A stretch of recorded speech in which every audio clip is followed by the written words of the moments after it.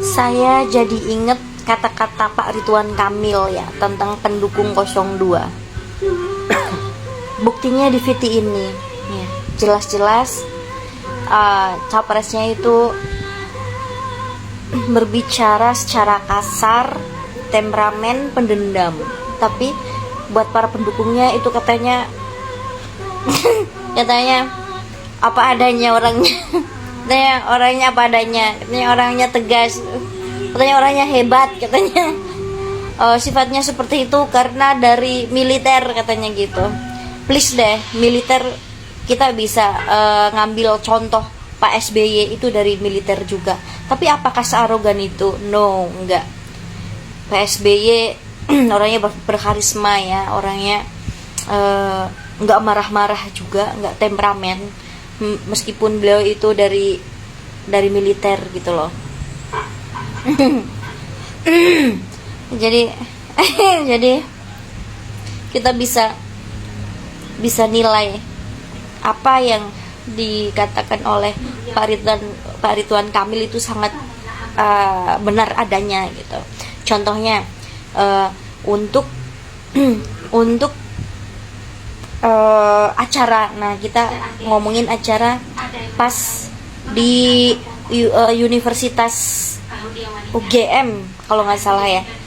Nah ada 3 kandidat capres, antara lain Anies, 2 Prabowo, ketiga Ganjar. Jelas-jelas Mbak Nana itu bilang nyuruh mereka supaya refleksi diri, makanya disuruh bercermin. Namanya refleksi diri itu mengulas apa yang pernah dilakukan oleh diri sendiri ya. Nah lucunya para pendukung 02, mereka tuh nggak bisa membedakan antara refleksi diri dengan orasi ya. Jelas-jelas disuruh refleksi diri, tapi Prabowo dia malah orasi di depan itu yang penonton di situ gitu. Tapi para pendukungnya bilangnya hebat gitu. Hebat itu berarti Pak Prabowo bla bla bla bla bla gitu. Aduh ya Allah, saya pusing deh, beneran deh. Aduh, baca komen-komennya kubu 02 tuh rasanya ya sesuai lah apa yang dikatakan Pak Ridwan Kamil. Iya. Jujur sangat kecewa ya dengan pernyataan dari Pak Prabowo tentang etik dasmu etik. Nah ini gimana ya? Saya merasa sebagai orang yang dulu memilih Pak Prabowo ya, dan sampai sekarang juga tidak mengasosiasikan diri sebagai pembenci dari Pak Prabowo ya. Cuman ini turut menyesalkan dari pernyataan dari Pak Prabowo ini ya. Ini seolah-olah Pak Prabowo ini belum move on ya dengan debat capres yang pertama ya. Karena ya kelihatan aja bapernya ya, masih dibawa-bawa di luar dari debat kemarin itu ya. Jadi menurut saya sih Bapak Prabowo kalau di debat capres yang pertama dia kurang prima, kurang on fire, kurang menguasai tema atau kurang menguasai emosi, ya kan bisa diperbaiki di debat capres berikutnya ya. Jadi tidak perlu menggiring-giring narasi, membawa-bawa bahan dialog yang ada di debat capres yang pertama keluar ya. Jadi kalau mau gontok-gontokan ya, dalam artian positif ya, bukan gontok-gontokan apa ya. Kalau mau gontok-gontokan lagi ya, the next kita ada debat capres lagi ya. Dan di situ Bapak Prabowo bisa menunjukkan kapasitas beliau yang memang sebenarnya tidak diragukan lagi ya. Tapi ya memang di debat pertama harus Pak Prabowo mengakui bahwa dia kurang lah ya, kurang oke lah, dia banyak minusnya lah di debat yang pertama. Tapi bukan berarti dia salah ya. Ya namanya juga debat ya, pasti akan ada yang menonjol, ada yang kurang menonjol ya. Makanya untuk kedepannya lebih diperdalam lagi kemampuan dari Pak Prabowo. Secara memang dari usia kan lawan-lawan dari Pak Prabowo ini memang lagi on fire-nya semua ya. Jadi Pak Prabowo memang harus ekstra ya untuk bisa mengimbangi dari kedua kandidat yang menjadi pesaing beliau ya. Bagaimana perasaan Mas Prabowo soal etik? Enggak semua etik. Aduh bro, swear nyesek banget setelah nonton video yang barusan. Kok bisa ya seorang calon presiden, calon kepala negara yang akan memimpin negara sebesar Indonesia ini saat di debat mengatakan tidak butuh jabatan, rakyat yang akan menentukan, yang memilih mereka. Terus saat ditanya tentang kode etik, jawabannya ngelantur nggak tentu arah. Sekarang setelah usai debat, di saat ada rapat di hadapan para kader-kadernya, bisa-bisanya sampai terucap kata dasmu. Itu sungguh benar-benar kalimat yang tidak beradab bagi seorang calon kepala negara terhadap lawan debatnya.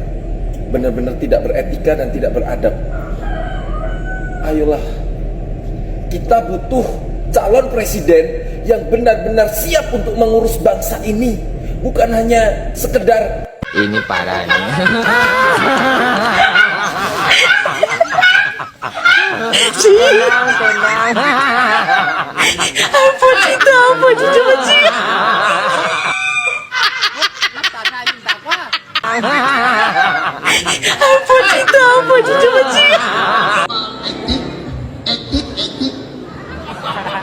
Enggak semua etik. Nggak berubah ternyata Prabowo ya.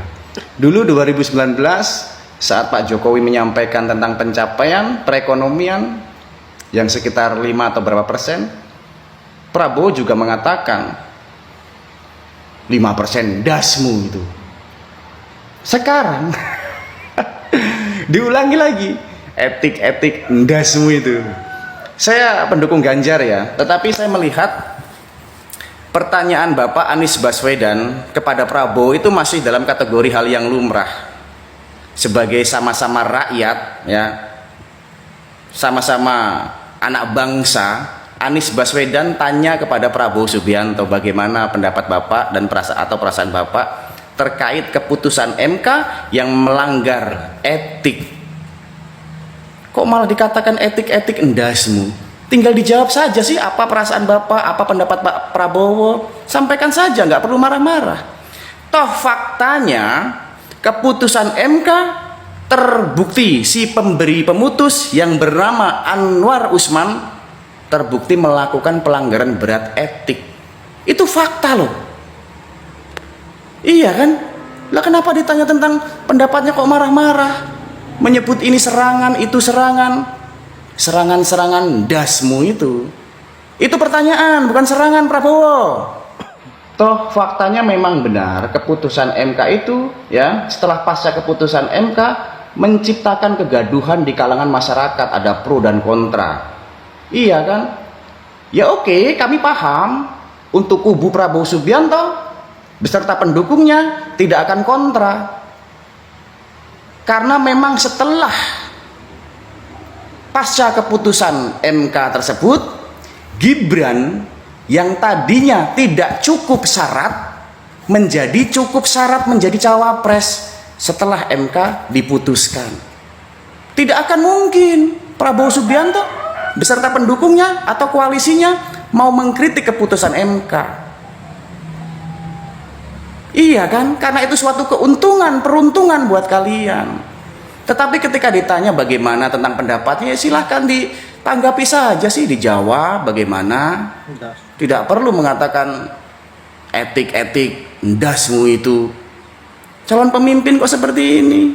Toh faktanya memang benar. Saya katakan Anwar Usman, si pemberi pemutus keputusan MK tersebut, sudah diadili dan keluar amar keputusan melakukan pelanggaran berat etik. Itu faktanya. Jadi ini bukan serangan ya. Untuk yang mengatakan ini serangan, itu pertanyaan kok. Serangan-serangan, ndasmu itu. Ndasmu, Asbun.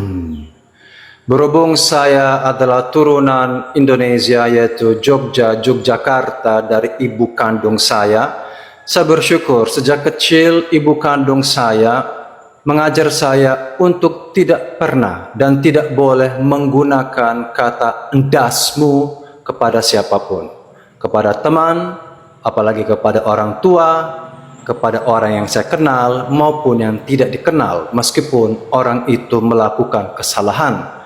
Karena kata dasmu itu adalah kata-kata yang sangat kasar, yaitu adalah bahasa Jawa yang paling terendah, yang bagi orang-orang yang maaf kata tidak memiliki pendidikan, yang tidak punya etika.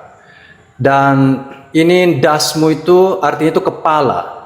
Jadi ada unsur bully, mengolok-olok, menghina, bahwa lawan bicara kita itu tidak memiliki otak atau kepala. Jadi adalah penghinaan tingkat dewa dan bukan cuman bercanda. Kalau mungkin kita di Gen Z atau millennials, kita ada kata-kata jir jar jir, itu lebih lucu. Karena sekarang banyak ABG yang ngomong jir jar jir gitu kan. Itu mungkin dari asalnya guguk, jir jar jir, tapi itu adalah gimana ya? Itu cuman sekedar ucapan bahwa kayak kampret gitu, kayak jir jar jir. Jadi itu seperti apa sih? Kayak keakraban, akrab gitu. Tapi kalau dasmu itu adalah beda gitu. Itu bukan keakraban, tapi itu adalah bahwa lo sebenarnya sedang menghina orang itu nggak punya kepala, nggak punya otak. Jadi itu sangat fatal, apalagi kalau kita mengutarakan kata-kata ini di tempat umum yang resmi dan lawan bicara itu tidak ada.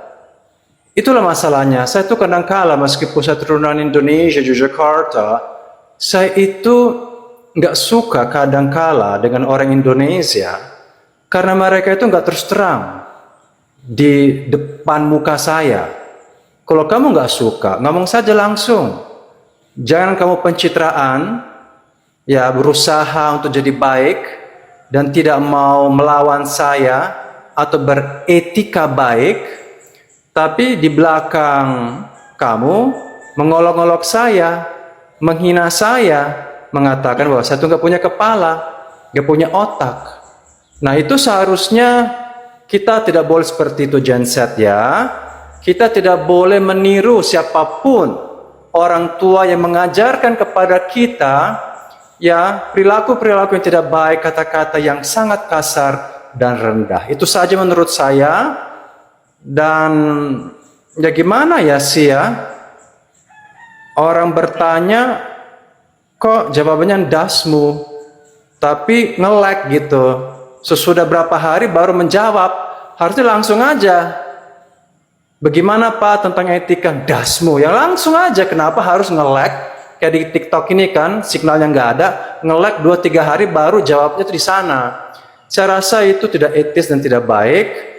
Dan ini bukan bercanda, karena nggak ada dasarnya. Kecuali ya orang itu melakukan dosa kesalahan berkali-kali, kebodohan. Misalnya saya punya staf atau pembantu yang maling, mencuri, ya bodoh banget gitu kan, selalu melakukan pelanggaran, dan saya mungkin kalau kepepet, karena udah kesel banget, karena ngeyelnya nggak karuan, ngelesnya nggak karuan, aku bisa meledak. Dasmu, itu pun kalau udah diubun-ubun, tapi dengan kondisi benar-benar bahwa orang ini benar-benar jahat. Orang ini melakukan kesalahan yang fatal. Berkali-kali baru saya boleh mengatakan, kamu tuh nggak ada kepala, otaknya kosong, dasmu. Nah itu seminar tentang bahasa Jawa, bosongoko, yaitu bahasa yang agak kasar, dan saya anjurkan tidak siapapun di negeri ini menggunakan kata itu. Monggo. Etik ndasmu. Kalimat ndasmu bagi orang Jawa itu adalah kalimat yang sangat kasar. Hanya orang tua yang tidak berpendidikan, atau mungkin hanya orang-orang yang tidak berpendidikan yang mengatakan kalimat ndasmu. Semarah apapun orang Jawa, jika dia memang seorang yang berpendidikan, tidak akan mengatakan kalimat ndasmu. Dan sangat menyedihkan, kalimat ndasmu itu justru keluar dari seorang calon presiden yang akan memimpin masyarakat yang jumlahnya lebih dari 200 juta. Miris memang. Gue sebagai rakyat biasa menyesalkan dengan kelakuan Pak Prabowo, etika Pak Prabowo yang seperti itu, yaitu etik ndasmu. Kalau kata para alim ulama habaib kiai, al akhlaku fawqal ilmi, atau akhlak itu di atas ilmu. Percuma ilmunya banyak, percuma gagasannya banyak, bagus, tegas, hebat, tapi kalau misalkan gak punya akhlak, 0, 0. Gue pribadi dulu pendukungnya Pak Prabowo ya. Beliau ini dulu didukung sama istimewa ulama, tapi ulama-ulamanya pada di penjara, nggak ada sama sekali dia itu silaturahmi apa kek. Bahkan ulama-ulama atau HBB pada meninggal di penjara. Masih ingat kan Ustadz Tuwailibi? Sekarang kelihatan kan karakter aslinya Pak Prabowo gimana. Gue ngerinya nanti kalau jadi presiden, beliau juga kayak gitu, bahkan lebih otoriter. Mungkin gimmick-gimmick gemoy. Kim Jong Un juga gemoy itu kelihatannya, bahkan lebih gemoy Kim Jong Un malah. Peace. Semua tentu sudah menyaksikan debat capres di mana Prabowo menjulurkan lidahnya dan mencibirkan bibirnya kepada Anies Baswedan.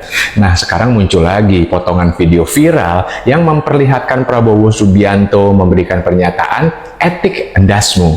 Ini rupanya adalah pelampiasan dendam tak kesampaian dari Prabowo kepada Anies Baswedan yang kemarin sudah telak mengalahkannya, membuatnya tidak berkutik di acara debat capres. Gue bukan ahli bahasa, tapi kalau gue ambil dari sebuah artikel di Kompasiana, maka kata endas merupakan kata umpatan atau makian derajat paling rendah atau paling kasar dalam tata bahasa Jawa.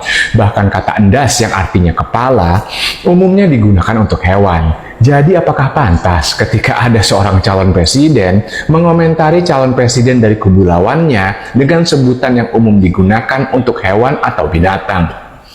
Apakah pernyataan Prabowo itu tidak mengandung ujaran kebencian? Padahal katanya mau pemilu yang damai dan tidak mengadu domba. Segemoy atau seasik apapun kalian, kalau kalian masih punya akal sehat dan hati nurani, pasti akan berpendapat bahwa pernyataan endasmu itu sangat tidak pantas dan merendahkan martabat diri sendiri, apalagi ketika keluarnya dari mulut seorang calon presiden. Nah, sekarang kalau kita taruh Prabowo Subianto di bawah mikroskop untuk kita amati, maka Prabowo itu merupakan keturunan orang terdidik dan terhormat. Menantu dari Presiden Soeharto, pendidikannya tinggi, pergaulannya internasional, temannya adalah Raja Jordan. Prabowo tentu lebih dari sekedar paham mengenai sopan santun dan tata krama. Tapi lalu kenapa seorang Prabowo bisa mengeluarkan pernyataan yang merendahkan dirinya sendiri seperti itu? Kita juga pernah menyaksikan bagaimana seorang Prabowo di berbagai kesempatan nasional dan internasional seperti G20 misalnya, beliau bisa kok membawa dirinya dengan santun dan terhormat. Tapi lalu kenapa Prabowo yang sama sekarang perilakunya jauh berbeda dengan Prabowo yang dulu? Kalau diperhatikan, yang berubah adalah satu, pergaulan dan lingkaran dekat Prabowo saat ini, yaitu koalisi parpol termasuk juga tim suksesnya. Apakah mereka yang telah mengubah perilaku seorang Prabowo? Kedua, yang berubah adalah, mohon maaf, tapi faktanya adalah usia. Karena itulah yang terjadi dengan Presiden Amerika Serikat Joe Biden yang mengalami penurunan emosi, perilaku, dan intelijensia dikarenakan oleh faktor usia. Apakah hal yang sama juga terjadi kepada Prabowo? Atau jangan-jangan malah memang seperti itulah tabiat Prabowo yang sebenarnya? Apapun alasan Prabowo membuat pernyataan endasmu, jelas itu adalah tidak pantas, tidak boleh dijadikan contoh, dan tentu memberikan kita lebih banyak referensi akan kualitas Prabowo yang sebenarnya. Akhir kata, gue mau mengutip satu peribahasa Jawa yang bunyinya, ajining diri ono ing lati, ajining rogo ono ing busono, yang artinya martabat diri ada pada lidah dan martabat raga ada pada pakaian. Salam semangat Antitesa 24. Ya, itulah tadi respon para netizen terhadap Prabowo yang lagi-lagi blunder. Ada sebuah pernyataannya pada saat dalam rapat Partai Gerindra yang mengatakan bahwa endasme etik yang ditujukan kepada Anies Baswedan sebagai pelawan debatnya pada saat itu, saya kira memang betul-betul Prabowo ini temperamental dan mempunyai emosional yang tinggi, dan risikonya tentu menjadi bulan-bulanan rakyat Indonesia, sebagian rakyat Indonesia. Tentu kita sebagai rakyat Indonesia yang cinta NKRI, yang cinta terhadap kedamaian, tidak mungkin berharap sosok seperti Prabowo ini dijadikan sebagai pemimpin. Karena apa? Karena tentu risikonya sangat besar bagi bangsa ini ke depannya. Kita tahu beliau ini mempunyai ketegasan yang luar biasa, itu harus kita akui. Tetapi di lain sisi bahwa Prabowo ini mempunyai sifat yang emosional, temperamental, dan tidak mampu menerima kritikan-kritikan dari orang lain. Dan inilah yang berbahaya. Artinya, setiap kebijakan-kebijakan yang dia lakukan, mau salah atau buruk seperti apapun itu, tentu kita sebagai rakyat Indonesia tidak bisa mengkritisi apa yang menjadi kebijakannya.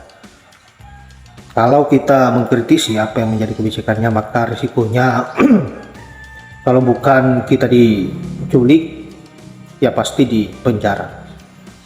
Saat ini saja sudah terjadi. Relawan Prabowo ini sudah terbuka persoalan siapapun yang mengkritik Prabowo ataupun berbicara soal masa lalunya, maka akan dilacak dan dicari keberadaannya.